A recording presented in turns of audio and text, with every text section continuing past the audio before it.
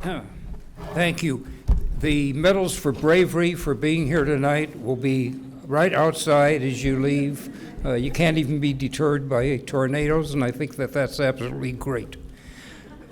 We really want to welcome all of you this evening because tonight's program really features the most knowledgeable insider of the Chicago Council, our president, Marshall Bouton. Tonight, Marshall is going to be talking, as you know, about really the subject that has been his lifelong interest, and that's India. And so I think, as all of you realize, that after 4 decades of near stagnation, India emerged as really a dynamic economy and a rising power in Asia, at least up through the 90s. And circumstances have really changed, slowing its rise, prompting many really to question at this point India's trajectory. And I can't think of anyone that's better to discuss the numerous changes than Marshall, and to hear his perspective on India, its role in Asia, the world, and what the future may hold for what's really now the second most populous nation on earth. I think many of you know that Marshall is taking what at least we call early retirement. He wants to spend more time with his family, who unfortunately are in the East. We've been trying to get them back to the Midwest, but Barbara says that's where they are, so that's where they're really they're going to go to as home, as again Chicago. Over the 12 years that Marshall's been president of the council, he's led it on an absolutely spectacular journey. He's increased its size by 600%. Now that's 6 times what it was 12 years ago. And 12 years ago, when Marshall became president of the council, he served before that, and with India being one of his primary interests, as executive vice president and chief operating officer of the Asia Society in New York. Previously, he had held positions as the director for policy analyst for the Near East, for Africa, South Asia, in the Department of Defense. He was special assistant to the U.S. ambassador to India, and he was executive secretary for the Indo-U.S. Subcommission on Education and Culture. He's really overseen, in the time that he's been with the council, just an absolutely remarkable expansion of the council's mission, and it went beyond the traditional parts of foreign policy that were the mission of the council beforehand. The council's contribution to the national and the international discourse through both studies and task force have increased dramatically, and really as a result, I would say the council is now the preeminent voice in policy discourse, opinion formation at both the regional, national, and the international level. He's also overseen the launch of an really immensely successful global agricultural and food initiative, and that provides information, resources, and policy analysis on international agricultural and food issues, both to the administration, to Congress, to companies, and to organizations. And actually the council, because of what Marshall has done, has become the recognized leader on the topic of global agriculture and food securities. So the board, the staff, and all them that know him really agree that Marshall's vision has brought the Chicago Council to a real new level of prominence. And the culmination of the work of the council really was showcased at the council's role, which was an integral role in last year's NATO summer. So we were thrilled to have Marshall Bouton as president for the past 12 years. He has really truly brought the world to Chicago and Chicago to the world, and we're going to miss him very much when he's gone. He's been a great leader and a great friend, and we're delighted that really that the last session here is he is going to be talking to us about his favorite subject, Marshal Bouton.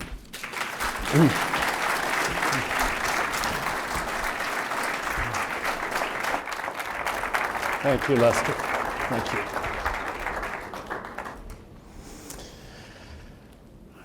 Thank you, Lester. That was an enormously generous introduction.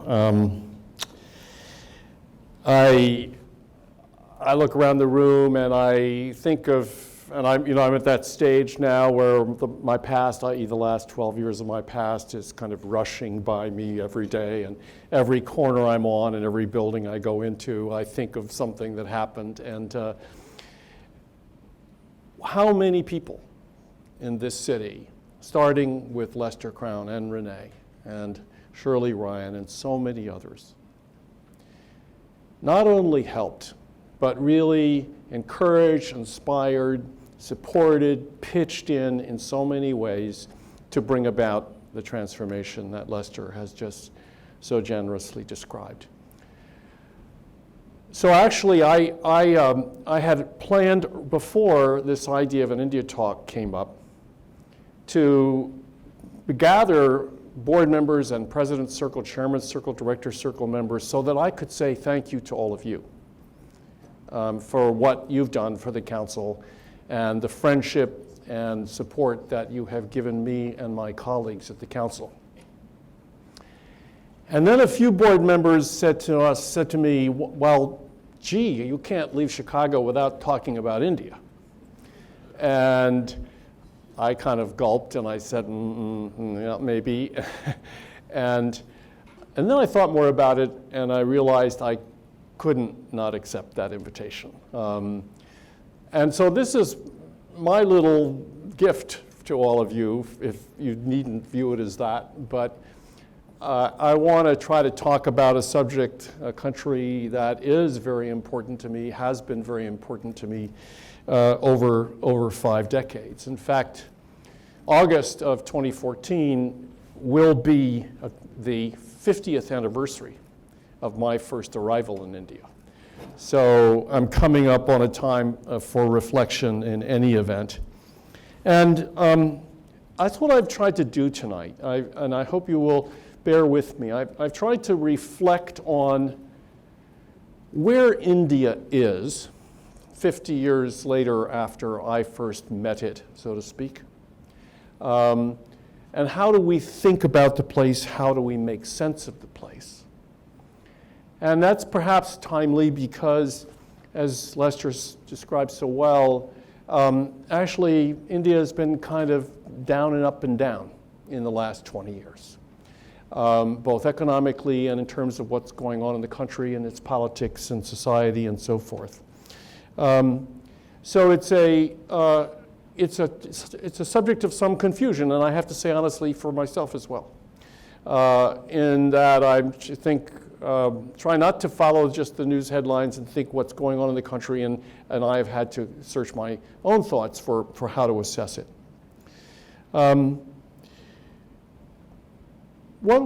My starting point is about 20 years ago, and really what began to happen with the economy. And then what picked up speed by the mid-2000s. And India's economy by that time, as you will remember, was growing at about nearly the rate of China's. It was, in fact, the second fastest growing economy in the world. And its politics were in the process of being transformed by social movements, by the formation of new parties. And India was being described as the tiger that was uncaged, as the planet India, as the elephant dancing. Pick your metaphor. There were a lot of really ridiculous ones. Films such as Monsoon Wedding and later Slumdog Millionaire, we were all watching in theaters in the United States and seeing an affluent urban middle class developing in India and seeing people rise from the very depths of Indian society to be successful. But then, as Lester said, the last few years have cast some doubt on our optimism about India. And the headlines have changed to "Goodbye India Shining" was one, and "India Inc. loses the race with China" a column that Steve Ratner wrote a few months ago. So, well, how do we make sense of this? And what can we expect? Will India regain its economic and social dynamism and reaffirm its prospect as a rising power, with all that would mean for reducing global poverty and creating a stable balance of power in Asia, both of great interest to the United States? Or will India's own complexity overwhelm its capacity for change and for poverty reduction?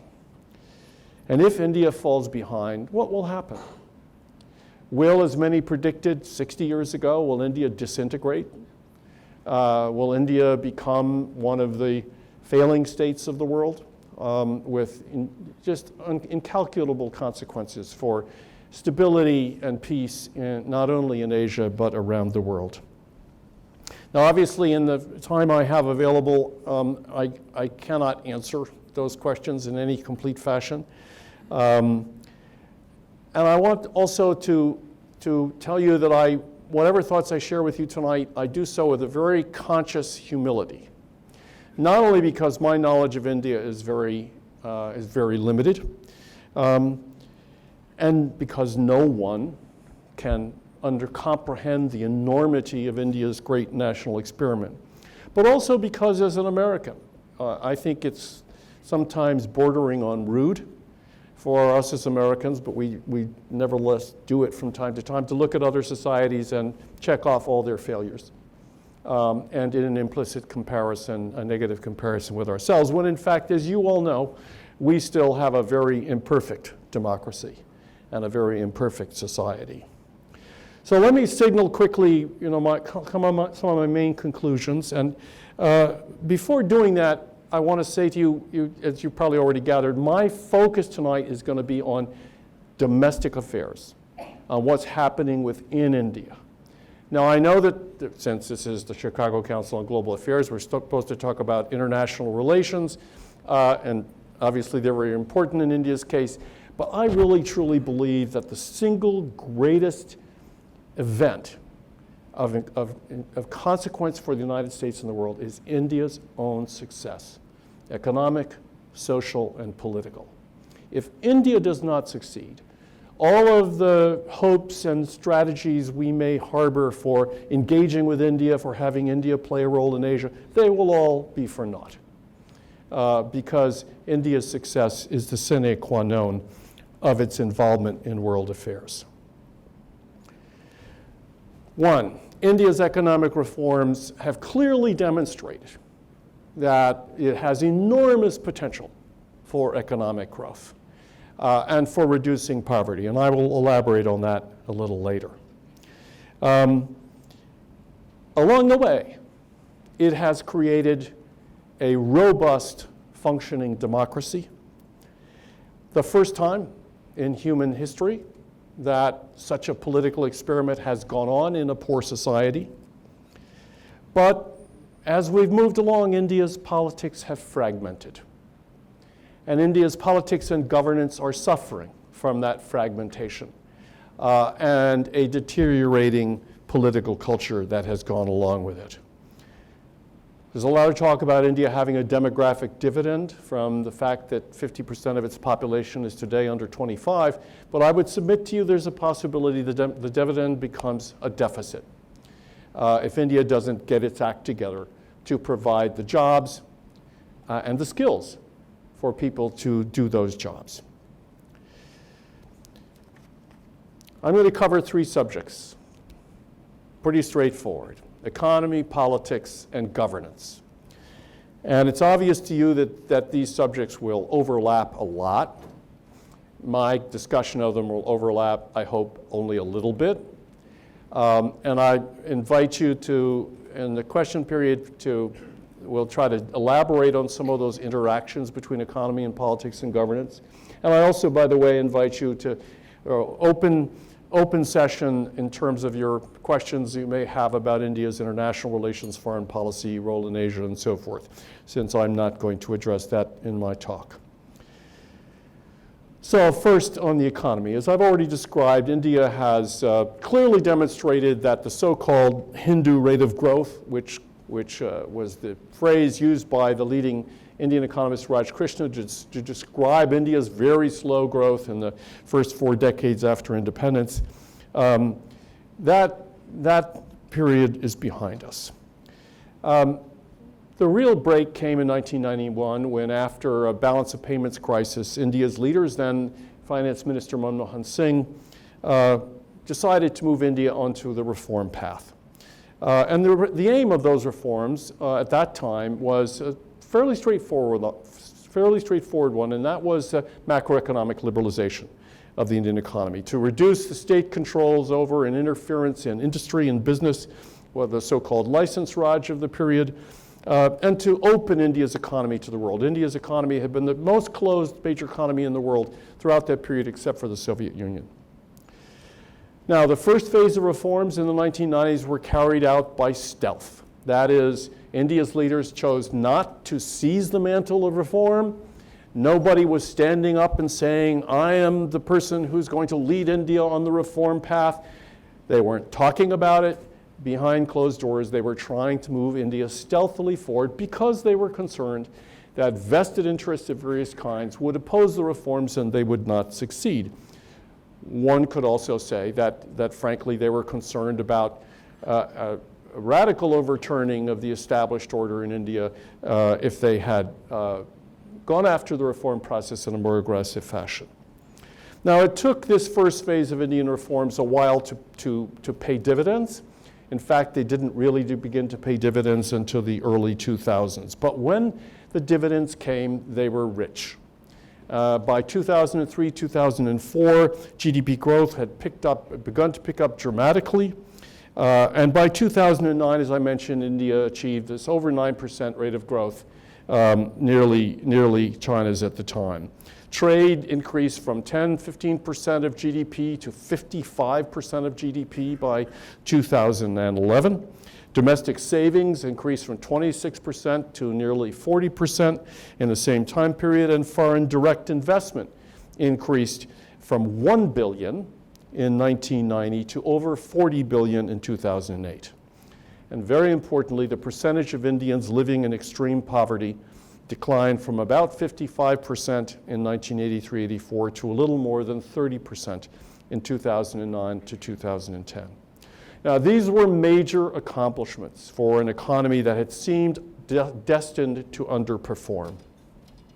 And as I've said, clearly demonstrated India's potential. I can't overestimate how important this was to the world, but much more importantly to Indians themselves, who had come to believe the totally false proposition that India was incapable of this kind of economic growth, that India was a land of saints and sadhus, and all they wanted to do was to sit around and contemplate the deity. I mean, this is the kind of language that surrounded the talk about India's economic performance when I first got involved in the place. It was all hogwash, frankly. And what this event also did was to give ordinary Indians good reason to, for the first time in their lives for many of them, to aspire to better lives for themselves and their families, their children and grandchildren. Now, a lot of debate about whether India's growth in this period trickled down. The term itself is pejorative, as you know, but it is very clear, as I've stated, that there's been a sharp reduction in extreme poverty over the last 15 or 20 years. Is it enough? Of course not. India still has 400 million people, give or take a few tens of millions, under the poverty line, and as a result has the largest number of individuals in poverty of any nation in the world, and almost as many as the entire sub-Saharan African region. Almost as soon as India took off, it began to descend. By 2 or 3 years ago, the economic growth began to slow. Early, it was attributed to the financial crisis and the global recession. But much more important was the fact that the current government, the UPA government, which took power initially in 2004 in its first terms, failed to follow through on the promise of a second wave of reforms. And the result was the slowing growth, was greater inflation, and falling investor confidence, and a sharp increase in the current account deficit to almost 5%. The highest current account deficit India has ever experienced, and one of the highest any major economy in the world has ever experienced. More recently, as you've seen in the news in the last few days, the rupee has dropped to the lowest level ever, almost 60 rupees to the US dollar. So it's time to go shopping if you want in India. So what does all this add up to? It adds up to a stop and go and incremental pattern of reform and economic performance. And the slow and inconsistent pace of the reform has exacted a price in the quality as well as quantity of India's growth.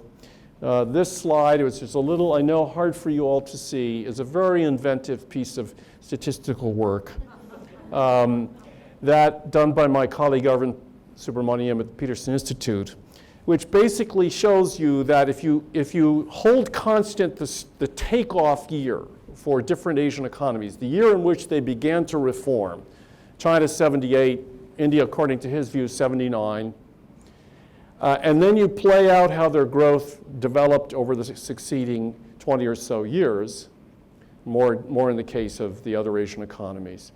What you see is in that purple line on the bottom that India's growth has underperformed the growth patterns of every other Asian country, every other major Asian economy over the last 2 or 3 decades. That's a serious problem, and one that clearly India has to overcome if it's to move ahead. Why? Why has India's growth performance been subpar? Several reasons. First of all, the second round reforms that I've mentioned have been missing in action are, frankly, the much more politically difficult reforms.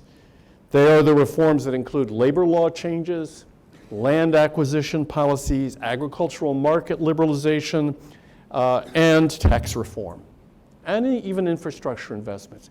All of these reforms would require for the government to stand up to a series of very powerful vested interests. Second, the Indian political system, and more about this later, has fallen prey to the siren call of populism. Easier to throw the goodies out to the electorate, especially before an election, than it is to push through difficult policy change. The most egregious of these populist policies, not entirely populist, but for the most part, is the fuel subsidies. Fuel subsidies for kerosene and diesel in particular, which together account for nearly 3.5% of GDP. That's a big number. Subsidies for agriculture and food are another big chunk, and total subsidies account for about 9% of Indian GDP. And most of them do not reach the intended beneficiaries, the poorest of the poor in Indian society. Populism not only is a snare and a delusion, it undermines policy reform, both by squeezing out productive investment and by diverting attention, as I've said, from the really needed policy reforms. A second political obstacle to reform is the necessity, the reality today of coalition politics at the national level. And I'll talk a little bit more about this in a moment, but India's politics have become very fragmented, as I mentioned, and what that really means is that power has flowed outward from the center, outward from Delhi to the Indian states. Every state has a political party of its own. As a result, neither of the two national parties, the Congress and the BJP, is able to put together a parliamentary majority. And so they have to go around and find other parties that will join with it in a coalition, think Italian politics or French politics. And we know, as in the case of Italy and France, that that's not exactly a great situation in which to try to do policy. This series of problems with the regionalization of Indian politics have also caused a lot of headaches in terms of implementation of policy, because each of the regional parties wants to have a seat in cabinet, not, the way I wish it were say, not to play an important role in policy change, but to earn money for its party, for his or her party, by being able to use the position of heading a ministry to gain economic benefits. This is the dynamic behind the corruption scandals you've been reading about the last few years, the selling of telecom spectrum licenses, favoritism in the selling of telecom licenses, which cost the Indian exchequer about $30 billion. Another has been the recent coal mining scandal. And these scandals came to light, frankly, because India's effective investigative journalism has showed that Indian decision-making is being driven by these, frankly, corrupt purposes. A fourth impediment to more rapid economic growth is India's very mixed record in attracting and retaining foreign investment. Now, it is very understandable that from independence onward, Indians were suspicious of foreign investors. After all, as the current Prime Minister Manmohan Singh was famously said once, the British East India Company came to India to rule, to trade, and stayed to rule. So Indians are suspicious of the motives of Western and other companies, I think wrongly so, but it's an understandable reaction. But more importantly, India's had very mixed mind about welcoming foreign investors, even though the foreign investors bring not so much capital, but much needed technology and know-how. And the climate for foreign investment remains mixed even today. And as a result, India ranks 132nd on the World Bank's Ease of Doing Business Index, and 59th out of 144 on the World Economic Forum's Global Competitiveness Index. And in the last couple of years, the Indian government has taken some measures regarding tax and patents that have further alienated foreign investors. I've spoken of the demographic dividend. It's a huge potential gain for India in the years ahead. Economic growth, very simply described, means taking new workers and instead of putting them to work in the zero productivity growth arena of rural development and agriculture, putting them to work in the cities and manufacturing. So when you have 50% of the population under 25, you have this enormous potential to increase productivity and power growth. And India has now 13 to 15 million new labor force entrants a year. 13 to 15 million. So they have an enormous potential to move India forward. But that will require India to have manufacturing jobs. And as you can see from this chart, the second bar up, the not so blue bar, is the share of manufacturing in the Indian economy. And as you can see, it's hardly changed in the last 20 years, from 22% of the economy to 18% of the economy, when in fact it should be growing. As you would expect for any country at this stage of development, it needs manufacturing to get a leg up and to provide jobs for job seekers, and frankly, exports.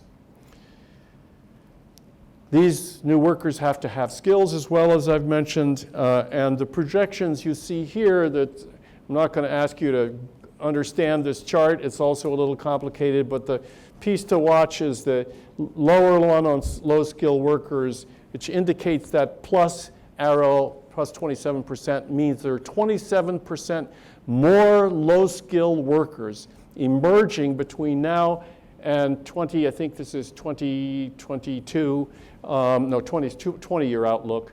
Yeah, 2020, sorry, it's 20 years.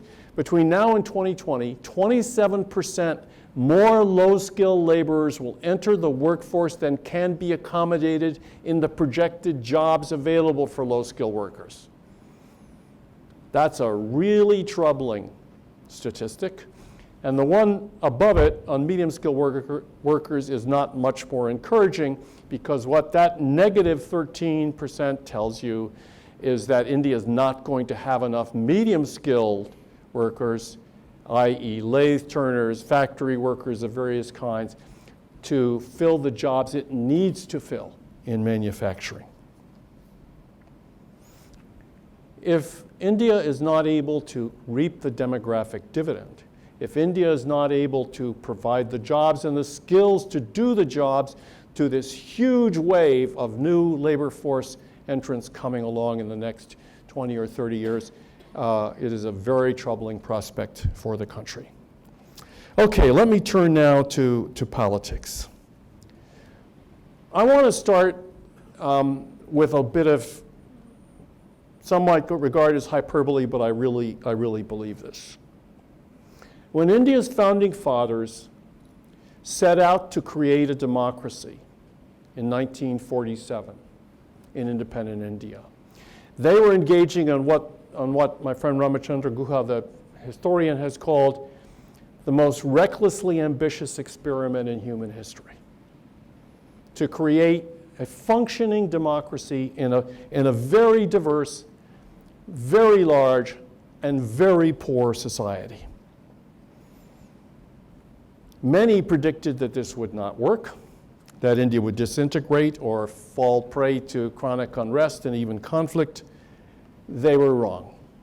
They were categorically wrong.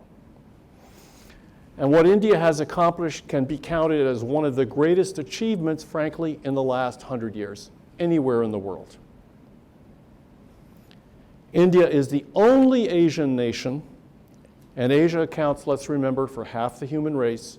India is the only Asian nation that has emerged from colonialism and embraced democracy and remains one today. And you can understand why its remaining one in the future is so important. So just to give a little validation to my outrageous statements, today India enjoys a democracy, enjoys a rating as a democracy from the Economist Intelligence Unit, 38th out of 167 countries. 38th out of 167. Now, most of those 167 are in the Western Hemisphere, as you might expect. Some in Asia, a very few in Latin America and Africa. So that puts India right up there, just behind the developed countries, so-called, in terms of what it's accomplished, what the quality of democracy it has, not just the fact that it has something called democracy. India's democracy is not just good in and of itself. It is the source of legitimacy for the Indian state. It is the main avenue of social mobility in Indian society, which I will describe a bit more in a moment or two. It is the principal outlet for political grievance and for the redressing of those grievances. And, very importantly, it is the framework, the flexible framework for India's national integrity. What makes up this democracy? First of all, it's an electoral democracy based on universal suffrage and was from day one. Universal suffrage in India means all individuals 18 or older, and you don't have to register to vote. So India's electorate comprises today about 800 million individuals who are who have the right to vote. A second key factor in India's democracy is the competitive party politics that I've spoken of and will speak more of. It's federalism and the integral importance of civil and political rights. India has had 15 elections, national elections, in the last 65 years, and over 300 state elections. Never has a transfer of power at the national level or at the state level not been carried out as a result of an election. And I would just add as a factoid for you to keep in mind, every time India has a national election, which it will sometime in the next year, every single time, it is the largest organized human event ever to have been held in the history of the world. So you take 800 million voters and 55, 60% of them actually vote. And by the way, they don't have hanging chads. They have the most efficient electoral system in the democratic world. And they make it work, by the way. On the party front, India's democracy began with one party, one dominant party, the Indian National Congress, and they dominated it for the next 3 or 4 decades. But over the last 20 or 25 years, as I mentioned, electoral politics have spawned, the elections have spawned a decentralization of power to new parties and new regions. And in fact, this has created a great deal of mobilization around the country. These regional and caste parties have provided the vehicle for even the lowest groups, the lowest social groups in Indian society, to organize themselves initially as movements and later as parties and to participate in their national life.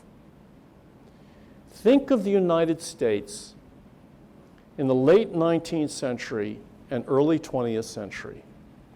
We had all these new immigrants from Europe. And over the course of the first 3 or 4 decades, they became integrated into the mainstream of our national life through their right to participate politically and to organize themselves politically. This city is a great example. Of course, it took us another couple of decades to get around to enfranchising women, but finally we got that done. So what I'm saying to you is that elections are enormously positive, not only because they provide a legitimate way to choose governments, but also because they provide a legitimate and flexible way for new groups in this society to enter politics and to seek the benefits of political involvement. Now, India's democracy faces some challenges. Continuing fragmentation of the party system, as I've mentioned, and a resulting policy paralysis at the national level. Second, the lack of intra-party democracy. Third, the role of money in politics. Sound familiar? And thirdly, a deteriorating political culture. India is dominated today by what many scholars call identity politics. That is, parties are formed not around policy preferences or ideologies, but around identity, whether it be a caste identity or a regional identity, a Malayali, a Bengali, a Tamilian, a Gujarati, for instance. And these groups seek the pathway of politics to assert those identities. And even now, we are seeing, very interestingly, in the urban middle class, some movement toward using politics to assert their interests, and more on that in a moment. Now, the problem is that this proliferation of parties means that because of the parliamentary setup, many of these parties in a coalition have a de facto veto over policy formation. Now imagine, we have a hard enough problem in Washington today with 2 parties. Imagine that the governing coalition of the government has to bring together a majority of 22 or 23 parties that participate in the coalition. Just imagine the complexity of trying to govern with that arrangement. And frankly, it has been harmful. It has been harmful to the kinds of policy formation at the national level that India has to have to move ahead economically. The second thing that's lacking, the second challenge is intra-party democracy. The irony is India has this wonderfully robust democracy as a society, and yet the parties themselves are totally lacking in democratic structures and processes to select their own leaders. And that creates a a narrowness and rigidity to the way the parties operate. Third, unlike the United States, or I should say like the United States, India has a problem with money in politics. This is why I said earlier, those of us who live in glass houses should not throw stones. But India's elections are expensive, and increasingly so because of television. And unlike the United States, corporations in India, businesses in India are not permitted to give to political parties, at least overtly. So the main way parties raise money is by offering specific benefits and services to specific groups. What political scientists looking at urban America, including Chicago in the early 20th century, would have called clientelism. You scratch me, I scratch you. It's not about policy, it's about, in return for support from that client, the politician gives a specific benefit. Now you can understand right away that that totally distorts the policymaking process. It even excludes policy as a legitimate subject of political discussion. The combination of identity politics, of the lack of inter-party democracy, and the power of money have all meant that there's a deteriorating political culture in India. What do I mean by that? The most notable example is the composition of parliament. Today, many different studies, many different media and other studies have found that approximately 1/3 of the members of the Indian parliament either have criminal records, and I don't mean misdemeanors running a traffic light, I mean what we would consider felony records, or, even more importantly, there are presently criminal actions pending against them. 1/3 of the Indian parliament. And this even affects the quality of cabinet appointments because, as I've described, those individuals are out there trying to make money for their parties. So all these negative trends, all these difficulties with the Indian political setup means that the political system itself right now is an obstacle to India's economic growth. And I think possibly a danger to itself over time. India's politics are not keeping pace with the aspirations of its young people for their desires for better lives. And frankly, the young people, particularly in the cities, they are restless and they are impatient with what politicians are doing and not doing. But the good news is they're beginning to get mobilized. And the so-called Anna Hazare movement of a couple of years ago, in response to the telecom scandal I've mentioned, was the first example of this. And you also saw those thousands upon thousands of young men and young women out in the streets in New Delhi and later on in many other cities protesting the terrible handling of the brutal rape and murder case by the Indian police, the Indian government overall. I mean, that was the most ham-handed treatment of a tragic incident that I have seen anywhere for a long time. Now, what this all comes down to is the quality of governance. And let's remember that, we tend to think of India as that place where the government eats your breakfast with you and tucks you in at night. It's, the term red tape was coined because of the British Raj in India, and the government was involved in every aspect of your lives and of businesses and individuals. But I want to tell you that the more accurate description of the Indian state today is that the Indian state is everywhere it shouldn't be and nowhere it should be. This is a state that is representative of the Indian people, but not responsive to the Indian people. And as my friend Devesh Kapoor has said, the Indian state is not a failing state, but a flailing state. India's governance suffers from three maladies. Its institutions are weak.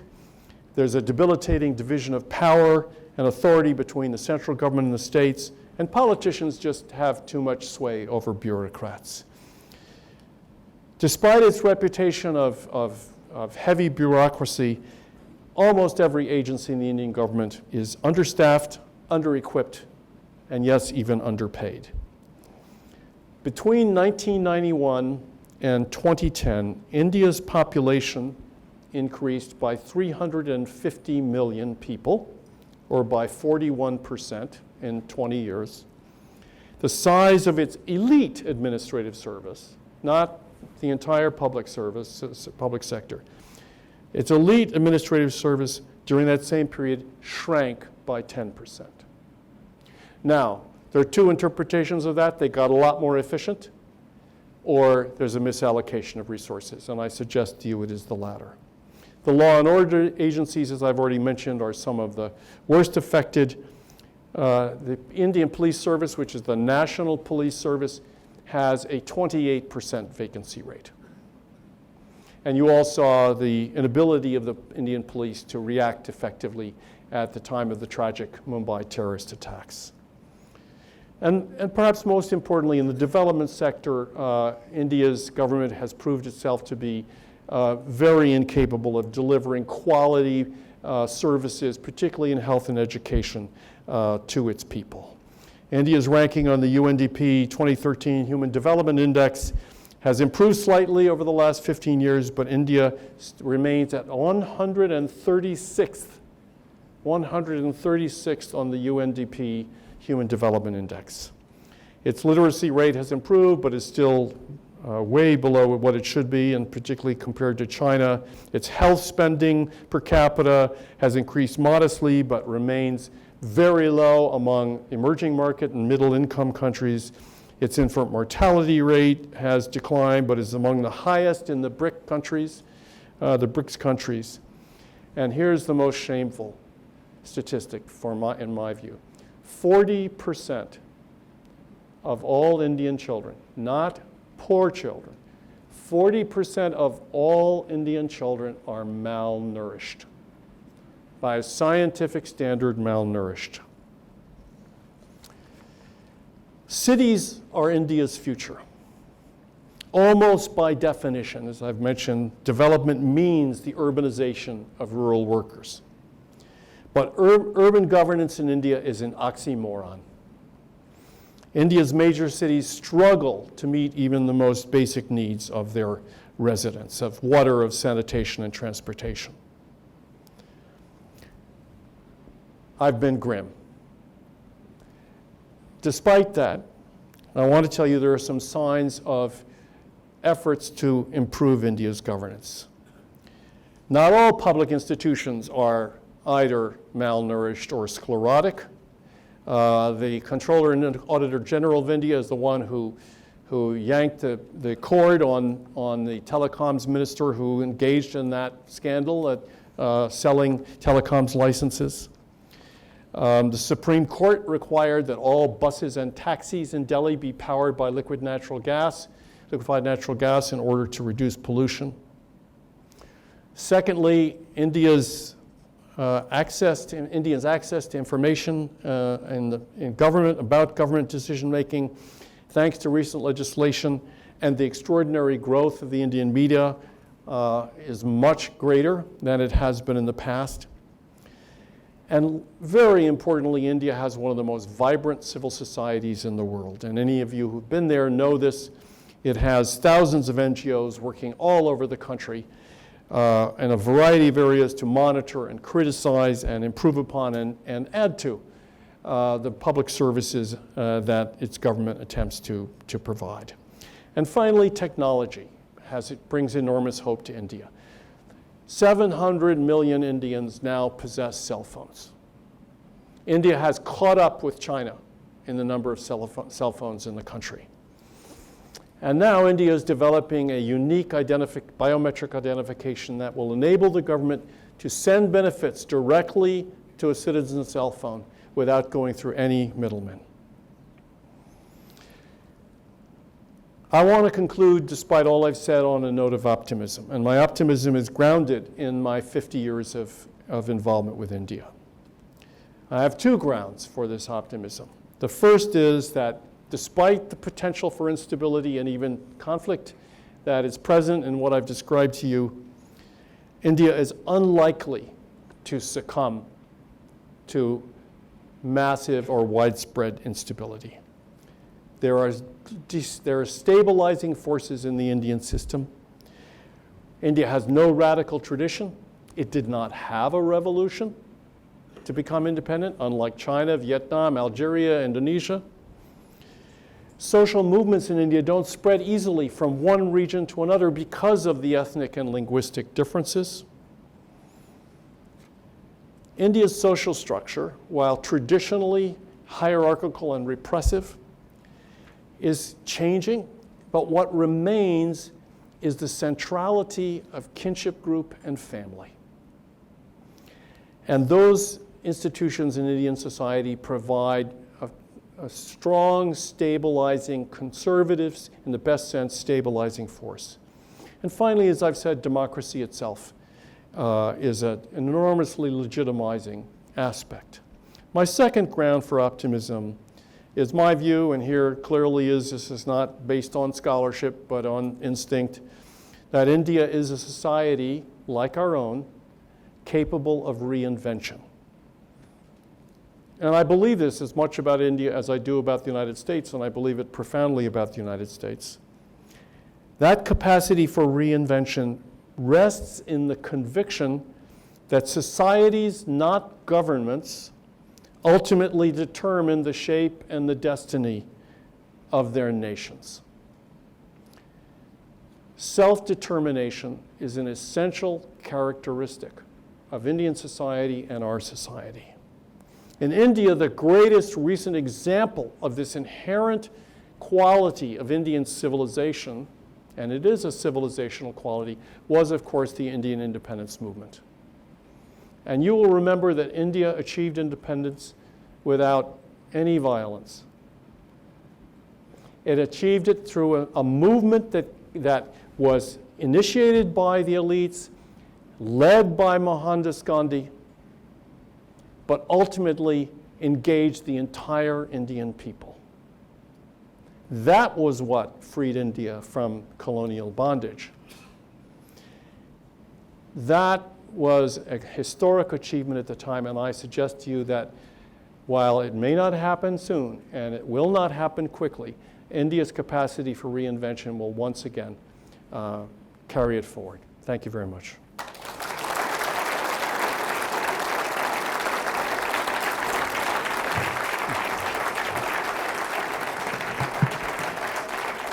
Thank you, Marshall. Thank you very much. So Marshall's kindly agreed to answer some questions before we head to dinner. So if you have a question, please raise your hand and wait for the mic. And we'll kick it off over here with our board member, Dave Johnson, please. I don't think you'll all invite me back because I speak too long, but that's okay. It's my last chance, right? Well, keep speaking. It was terrific, Marshall. I was really struck by your observation that democracy and elections can be a leveling force in society. I hadn't really thought about that before. Very powerful thought. I want to ask you about the caste system and the rigidity of the caste system. And will the leveling force of elections combined with globalization eat away at that? And what are the implications, pro and con, for that? Did you all hear? Yeah. Yes is the answer. It's already happening. I referred to it. That electoral politics is changing caste. It is not eliminating caste. Just as electoral politics in our society changed ethnicity, it didn't eliminate ethnicity. So when I'll just pick one immigrant group, when the Irish got off the boat, they were Irish. That was like a caste group, right? In the United States in the 1890s and 1910s, 19 teens. Politics changed that from a group definition to a characteristic of an individual. I'm Irish. The same thing is happening in Indian society today. Slowly. But as these groups mobilize, form movements, form parties, compete in politics, they are not only gaining acceptance for themselves, they are changing themselves. So caste has become, this is the simplest way I can put it, caste has become an interest group. And what's happening is that the larger groups of castes are bonding together, and caste is an enormously diverse phenomenon, are bonding together to create larger groups so that they can fight politics in the political battles with larger numbers. That's politics, right? You need numbers to win elections.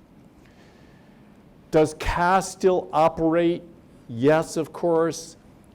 Does social status still operate in American society? Yeah, I grew up in New York in the 1950s when the Blue Book was, the Bible of how you dealt with other people in New York society. In the rural areas, it's changing more slowly. There are parts of India where caste is more rigid and more embedded as a really pernicious institution. But this is a slow but clearly ascertainable change that's going on. Thank you. Yeah, next question right there, please.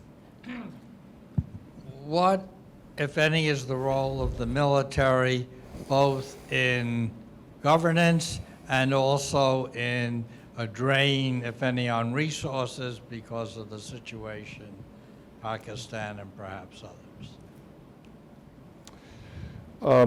You will remember that in 1857,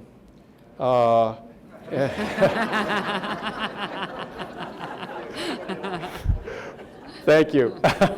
Yeah, as nobody will remember, in 1857, there was a rebellion in India. And some, still wrongly called by some the Indian Mutiny, the Great Indian Mutiny, which was that was the British name for it. It was a rebellion. And up until that point, the British government had not directly ruled most of India. I'll get to the military thing in a moment. Had not directly ruled India. They decided they had to rule most of it because they didn't want any more rebellions. And that eventually led to the British military playing more of a role in the governance of India, and through the British Indian Army, but with British officers, of course, throughout. So when independence came, Indian independence leaders had a very dim view of the military. And they, in the Indian Constitution and in the way the government was set up, and the nature of civil-military relations, the Indian military was taken out of decision-making altogether, even on foreign policy and national security matters. And frankly, my friend Steve Cohen, the Brookings Institution, has written a couple of books on this. The Indians went way overboard. And especially now, as they need to have an integrated national security policy with the military leaders at the table, not making the decisions, they're finding it difficult to do. So the military has been cast not into the outer darkness, but to a much lesser role. Now on spending, India is on a spending spree. India in last year, in 2012, was the world's leading, by value of acquisitions, the world's leading acquirer of conventional weapons systems from outside the country, ahead of everybody else, ahead of the Gulf countries, ahead of Latin American countries. India's on a spending spree. I won't try to get into the pros and cons of that, but even with that, India's defense spending is about 3.5% of GDP. That's about the same as ours, except during the last 10 years when it's nudged up above that, closer to 4. So by that comparison, India is not being, going way overboard in military spending, but let's remember this is a society with a per capita income of $3,500, and ours is $50,000 and change. So what can India afford? It's a big question. Thanks. Yeah. Right over here, please, in the middle. John Balfe. Thanks very much for this. I've been looking at some literature recently that suggests that if societies urbanize quickly and the state is unable to provide normal services, water, sanitation, police, that sort of thing, it tends to lead to not statewide revolution, but large-scale riots across the nation. Mm-hmm. We've seen it in Indonesia, Mexico, and so forth. It looks like India is sort of approaching that. Can you comment on that? Yeah. Well, I was trying to intimate in my talk that without reform, economic reform and political reform, yes, that is potentially in India's future. They're not approaching it. Define approach, can I imagine India having widespread social unrest, violence in the next 10, 20 years? No. In 25 or 30 years, yes, if they do everything wrong. And I'm trying to say that because it's not something, we all sort of got comfortable with how India was doing 20 or 30 years ago, and plus India was not changing, period, So there was nothing to worry about, so to speak. And in my talk, I edited this out as I went along. I have a section about the so-called Maoist Rebellion, insurgency in the central highlands of India. There's a kind of crescent of so-called Maoist violence along the spine of India. It's in the deep interior of India, in the tribal areas, the forests. And it affects, that's the term of art, about a third of India's districts. A district is like a county in the United States. Now, it is a serious problem.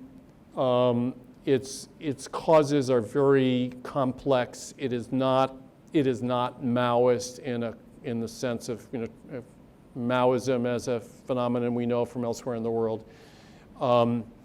It's protest. And it's protest by these very dispossessed tribals in the forests who've gotten no services from the government.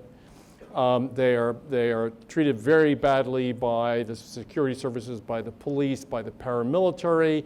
There's no judicial system to speak of. Forget development. Health education, hardly exists in this part of India. It is a case of really real neglect. And what I was going to say to you tonight, I can say, listen well to what's going on there, or watch well, not because this itself represents a threat to India's future, but because it gives us an example of what could happen in other places in India if India does not improve its game. Thanks.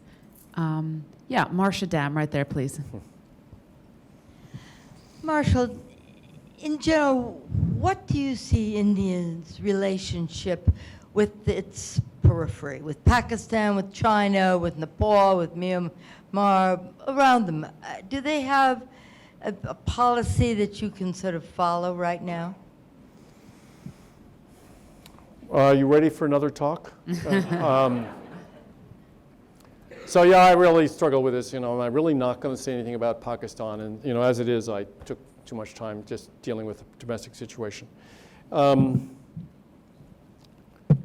The only potential external spoiler of India's great national experiment is the relationship with Pakistan. And I say that not because I think there's going to be war between India and Pakistan anytime soon, although it's always a possibility if things go badly for a while. But because Pakistan is so unstable and its future is so unclear, India's strength is the mirror opposite of Pakistan's weakness. I didn't say that right, but you get the point. Pakistan began life as a nation without politics. And that's the core cause of Pakistan's difficulty as a state, as a society. I've been describing Pakistan as a maybe failing state, could be failing state, becoming more and more of a failing state for 20 years. And it's still failing, right? So these things don't happen fast. I'm heartened by Nawaz Sharif's selection as prime minister. I've actually met him on a few occasions. There are a lot of things you could worry about with Nawaz Sharif, but I think he seriously intends to try to improve the relationship with India. But ultimately, it's not about, will the Pakistan army do something nasty? They probably will. But it's about where Pakistan goes from here as a society. If there was further deterioration of public order in Pakistan, whether coming from the jihadists, or they're really not even, they shouldn't be given the title jihadists, they're thugs on the one side, or from the ethnic differences on the other hand. Just imagine if you're sitting in Delhi, a couple of 100 miles from the border, and you see this happening just across the border. What does it mean for India's stability and integrity as a nation? So that's the real nightmare, in my view, not war, although that's sadly is still a possibility. And that's why our first program of the next program year is going to be on September 9th with Ahmed Rashid coming back to talk about Pakistan. But tonight's about Marshall, and unfortunately that's all we have time for. We may take a few more questions at the dinner, Marshall? Sure. Yeah, absolutely. So please join me in thanking Marshall for his wonderful presentation tonight. Thank you.